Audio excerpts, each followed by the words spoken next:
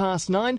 Let's talk TV, the week of TV that has been, the week that is coming, and everything else in between. Of course, it's On the Box, on the radio with Chris Philpott at stuff.co.nz. That's where you'll find his blog. G'day, Chris. Hey, how are you? Very well, thanks. Let's dive into the big news story for TV viewers here in New Zealand. A new channel coming to Sky TV. Yes, I'm very, very excited. Sky TV over the weekend announced that they're starting the SoHo channel.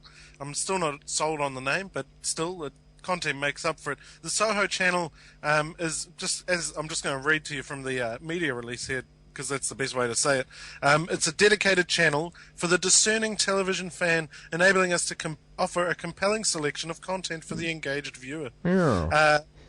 Which all sounds very highbrow indeed, but it's basically, it's a new channel. It's going to be getting what Sky has put together a link with HBO in the States, and SoHo is going to be a home for quality television. So we're talking the premiere of Game of Thrones in New Zealand is one of the big shows that they've got coming up. The Killing, which is a remake of the Danish show Fobredelsen, an American from AMC. The Hour, which is a BBC show about a conspiracy in a newsroom, and The Shadow Line, another BBC conspiracy show. Hell on Wheels, which is an AMC show about the building of the Confederate Railroad. Treme is coming, Boardwalk Empire. Reruns of Mad Men and True Blood and Dexter and The Wire and The Sopranos are all on the list here, and it just looks fantastic. No, this is the dream channel, right? This is the channel that we, us TV lovers have been asking for years and years. I mean, all those shows you just named, 95% of them are just, the premium, the stuff that we've been downloading for years because, we haven't been able to see most of them here. This is the good stuff. This is where you'll go for your TV hit, I think, and it might triple my viewing each week, which is a concern. I'm already not in great shape, but it is just, it's what they define as quality television. This well acted, well scripted, well made shows that are really, they're a step above. You can see the difference between something like Mad Men or Game of Thrones or something, and the broadcast network stuff, even the good stuff like The Good Wife or House. You can see the difference really clearly. There's a lot of movie producers, directors, writers involved, and this station will be where the best shows on television live. Yeah. With the exception of a couple, obviously. Okay, sounds like you're going to be a subscriber, and this is where we're both split off, and we sit on opposite sides of the fence, right? Because you're obviously you subscribe to Sky, yeah?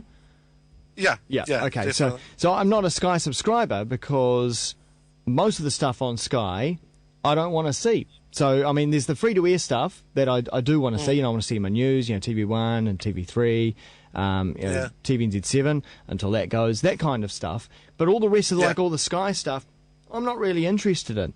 So I don't think I will watch this channel because, for one, you have to have the Sky basic package and then pay a premium on top of that for this new channel. So it's a total of what, around $60 to $70?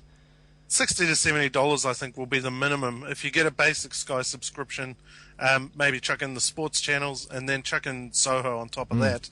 SoHo on its own is $10 a month, which is around the range for a number of these specialty channels on Sky. They've got, the arts channel is one, which it has good stuff on it occasionally, but it's not worth $10 a month. Rialto is another one that's $10 a month, which is all indie films. Yeah. And, I mean, I'm not an indie film fan. I don't know that it's worth $10 a month to me to watch 2 or 3 films a month, Yeah. But I think SoHo, the difference is that SoHo is so packed with material. And there's something to be said as well for the high-definition angle, which is everything is going to be in full 1080 high definition, which is, the alternative to using SoHo is to download, and you're not going to get that quality with downloads. Well, I think that's a major selling point for the channel. But I don't want to sound like a stooge for Sky at this point. It is that thing where subscription's never going to work. But I mean, a Sky executive would look at someone like me and go, "What more do we need to do? We're providing the premium channel for you. This is the channel that you've always wanted." And I go, "Well, look, I don't want all the other rubbish that you're wanting to feed me. I'll pay maybe, like $20 or something just for that one channel. I don't need all the other stuff that you want to feed me on a daily basis. I just want that channel. So I'm going to be one of those customers that's not going to be satisfied until I get what I want, when I want it, and how I want it. Well, it is that thing, and I can see where you're coming from, because Sky is already a subscription service. You're paying for all these channels already, so why are these shows not on those channels? Good point. They've got the box, they've got Vibe, they've got a bunch of other channels that these shows would fit into. So why can't we put them on those channels instead? The only other argument to be made that $10 a month is fair is that HBO on its own in the States is around $12 to $16 a month just on its own. And that's on top of, if you get your cable hooked up in the States, I'm not 100% sure how it works, but if you get your cable put on in the States, which is the equivalent of Sky, I believe, for example, Comcast is one of the providers, and then on top of that, it's another $12 or $16 just for HBO. And what we're looking at is $10 for HBO mixed with AMC, Stars, FX, and a bunch of other channels. Showtime is on the list as well, and it does seem like pretty good value for money to me. Okay, I have to say. Okay, let's move on to the review. The Good Wife has just finished. Yeah, The Good Wife wrapped up on Sunday night. You're not a fan of The Good Wife? Well, to be honest, I've heard good things, but I just haven't made the leap into it. Maybe I should get the DVD, start from series 1. Yeah, well, definitely. I think it's a great show, and I think it missed a lot of viewers this year because TV3 started airing it at 9:30 on Sundays, then took it off the air for a month, and then put it back at 10:30 on Sunday nights. Yeah. And the finale was a double episode. They didn't announce anywhere that it was a double episode finale. God. And then it came on at 11:20 at night. Yeah. It's just ridiculous, and it goes at that time. It's sad because I truly believe that The Good Wife is probably the best broadcast drama on TV. Now, I say broadcast because there's a distinction to be made between the kind of cable dramas we were just talking about, your Game of Thrones, Sopranos, and so on. Broadcast dramas is made, shows made by the likes of CBS, NBC, ABC in the States. And The Good Wife is far and away better than any of those. Its nearest competitor is like Fringe or House, I think. And it is sad that it didn't reach a bigger audience here in New Zealand. It's done very well in the States, I believe. Okay, so what may not come back for for another season here? It may not come back for its third season in New Zealand. So I don't know. I hope it does. It is a really good show. Juliana Margulies, who some people will remember from ER, stars as Alicia Florrick, who's a lawyer. She's a second-year lawyer working for a firm called Lockhart Gardner. And basically the show follows her through sort of her marriage problems with her husband. Your internet viewers can see him on the left there. And she's just trying to make her way while her husband is running for state attorney. They've had a big argument in relation to they've had a falling out in relation to his affair that he had a few years ago. And then by the end of the season, they've split up, and Alicia's looking at getting it on with her boss, which it goes on in this vein. There's a lot of, sexual innuendo and things like that, but it's very entertaining at the same time. It really is a very good show. Cool. Also worth mentioning on the weekend, and you previewed it last week, Rage, which was the movie drama about the Springbok Tour, 81 Springbok Tour, screened on TV1 in the Sunday theatre segment. I really enjoyed it. I thought it was quality programming. It did jump the shark maybe towards the end, but kissing during the riots, that kind of stuff. But it told a good story. It fell into a few cliches of kind of the genre, I guess, meeting across the barricade lines and things like that. Yeah. But for the most part, it was really good. The thing that I did enjoy the most was that they kind of mixed in archive footage from the riots with the film, which is it's an interesting ploy. And you see it done occasionally, and it doesn't work. But I thought it worked really well in Rage, and it was helped by the fact that the reenacted footage looked quite authentic for the time period and kind of mixed in seamlessly. The only difference was picture quality, obviously. Yeah. But it was a really good story. It worked for me. I thought it was well written, well performed, aside from a couple of cliche moments that we saw later on in the film, but it was good. Yeah. All right, let's move on to stuff that we shouldn't be watching. We shouldn't be watching documentaries, Chris? No, well, it's Well, I mean, you know yourself, it's September 11 is on Sunday, and I mean, it's Monday for us, the anniversary. I can still remember waking up on September 12th, 2001, and turning on the TV and seeing CNN with these two buildings on fire and just thinking, what the hell's going on here? Yeah. But obviously, it's the 10-year anniversary, and the US networks, more so than our networks here locally, are doing a lot more as far as, remembering 9/11 and different stories involved with the attacks. Now, what I wanted to mention was that there's a few really good documentaries coming up, which look like they could be really good. I'm just looking it up here now. I watched one last night, which was 9/11, the day that changed the world. And this one really showed to me why this year might be different for the documentaries.